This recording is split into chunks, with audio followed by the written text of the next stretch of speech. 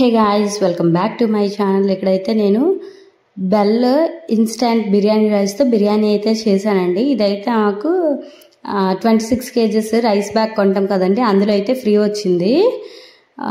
దాని వెనక ఎలా కుక్ చేయాలి ఏంటి అనేది వెనక ఇన్స్ట్రక్షన్స్ అయితే ఇచ్చాడండి. నేను రైస్ బ్యాగ్ కొని ఒక 2-3 days యూజ్ చేసిన తర్వాత మధ్యలో కనిపించింది అనమాట. అప్పుడు ఇది 500 grams ఇవైతే ఫ్రీ ఇచ్చాడండి. ఫ్రీ ప్యాక్, ట్రయల్ ప్యాక్ అనమాట. ఎలా చేయాలనేది ఇన్స్ట్రక్షన్స్ అయితే వెనకాతలు ఉన్నాయి. అందులో అయితే మసాలాలు ఏమీ యాడ్ చేయమని అయితే లేదు, కానీ నేనైతే యాడ్ చేశాను. దానికోసం ఫస్ట్ కుక్కర్ పెట్టుకుని ఆయిల్ వేసుకుని, ఆయిల్ హీట్ అయిన తర్వాత మసాలా దినుసులు అయితే వేసానండి. కొంచెం అందులోనే ఉంది పచ్చిమిర్చి, ఆనియన్స్ యాడ్ చేయమని. ఒక 2 ఆనియన్స్ సన్న చీలికల్లా కట్ చేసుకుని అవి వేసేసి, ఒక 4 పచ్చిమిర్చి కూడా వేసి అవి కూడా ఫ్రై అయిపోయిన తర్వాత వెజ్జీస్ ఏమైనా యాడ్ చేసుకోమని ఉంది. నేను ప్రస్తుతానికి ఇంట్లో ఉన్నవి పొటాటో ఇంకా క్యారెట్ ఉంటే అవి అయితే యాడ్ చేశానండి. గ్రీన్ పీస్ అయితే నా దగ్గర అప్పుడు అవైలబుల్గా లేవు, అందుకని చెప్పేసి వేయలేదు. అందులోనే మసాలాలు ఇచ్చారండి. ఏమి ఇచ్చారంటే 2-3 అది ఉంటుంది కదా బిర్యానీ ఆకులు, అలానే ఒక 4-5 మీల్ మేకర్ ఇచ్చాడండి. నేనైతే షాక్ అయ్యాను. మీల్ మేకర్ 4-5 ఏం సరిపోతాయి అని. అవి చూసిన తర్వాత నేనైతే ఒక 10 minutes మీల్ మేకర్ నానపెట్టుకున్నానండి.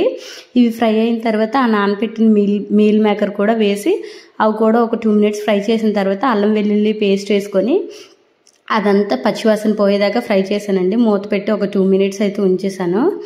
అది పక్కన పెట్టేసిన తర్వాత ఈలోపు నేనైతే రైస్ కొలుచుకున్నానండి. ఎంత ఉందని 500 grams కదా, నేను కొలుచుకున్న కప్పుతో ఒక 2 కప్పులు అయితే ఉంది. ఇదంతా బాగా ఫ్రై అయిపోయిన తర్వాత దాని మీదే ఉంది 2 కప్పులకి, అదే 1 కప్పు రైస్కి 2 కప్పులు వాటర్ వేయాలని చెప్పేసి.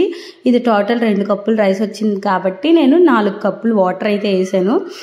వాటర్ బాగా మరగాలండి. రోలింగ్ బాయిలింగ్ అయినప్పుడు మన దగ్గర మసాలా రైస్ ఇచ్చారు కదా, అదైతే వేసేసుకోవాలి.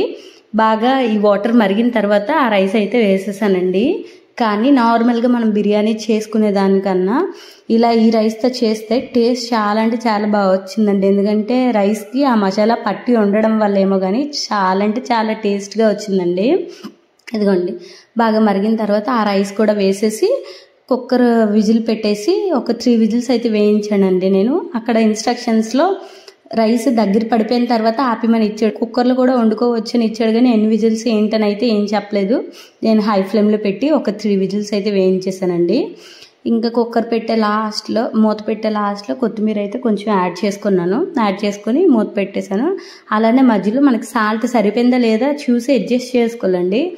ఆల్రెడీ అందులో అన్నీ ఉంటాయి, కాకపోతే కొంచెం తక్కువ ఉన్నాయి, మనం చూసి యాడ్ చేసుకుంటే సరిపోద్ది. కొంచెం సాల్ట్ వేసేసి అలానే మూత పెట్టి ఒక 2 minutes ముందు కొత్తిమీర కూడా వేసి మూత పెట్టేసి ఒక 3 whistles అయితే వేయించానండి. నేను టేస్ట్ మాత్రం చాలా బాగుందండి. మనం నార్మల్ బిర్యానీ చేసుకునే వాటికన్నా నార్మల్ రైస్తో ఇలాగైతే చాలా బాగుంది. దీంతో కాంబినేషన్ మేమైతే చికెన్ కర్రీ అయితే చేసుకున్నాం అండి. చాలా అంటే చాలా బాగుంది రెండింటి కాంబినేషను. ఇంకా 3 whistles అయిపోయిన తర్వాత ప్రెషర్ అంతా పోయిన తర్వాత తీసాక చూపిస్తున్నాను చూడండి. చాలా బాగుంది, సన్నగా ఉండి ఫ్లేవర్ కూడా చాలా బాగుందనమాట రైస్ది.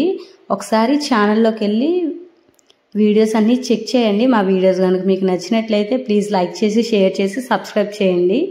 ఇంకా చూడండి, చూస్తుంటేనే చాలా బాగుంది కదా. టేస్ట్ మాత్రం చాలా అంటే చాలా బాగా వచ్చిందండి. ఇంక ఈ వీడియోకి అయితే ఇంతేనండి. Please subscribe.